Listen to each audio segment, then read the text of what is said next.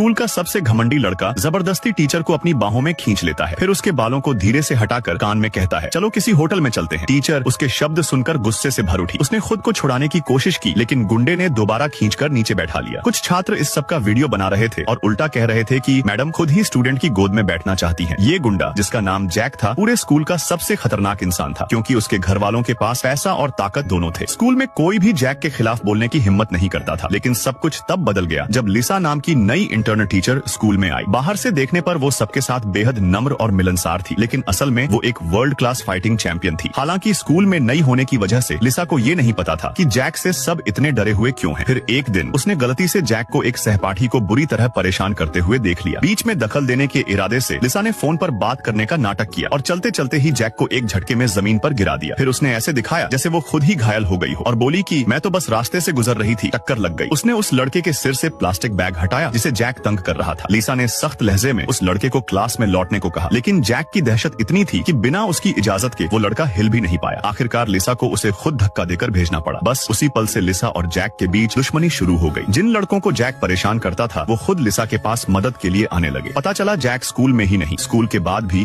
उन्हें तंग करता था। उन बच्चों ने पुलिस में शिकायत भी की थी, लेकिन जैक के अमीर परिवार से डरकर पुलिस ने भी कुछ नहीं किया। लिसा उसकी मदद करना चाहती थी, पर खुद को बेबस महसूस कर रही थी। वो तो बस एक नई टीचर थी। आखिरकार उसने एक गुप्त रूप से शिक्षा विभाग को शिकायत भेज दी, लेकिन ये रिपोर्ट भेजते ही स्कूल के सभी टीचर घबरा गए। लिसा इस डर को समझ ही रही थी कि तभी एक सफेद बेंटली स्कूल के गेट पर आकर रुकी। उसमें बैठी थी जैक की माँ। वो गुस्से से भरी हुई ऑफिस में घुसी और चिल्ला उठी, बताओ किसने शिकायत भेजी है। पूरा स्टाफ सांसें रोककर खड़ा रह गया।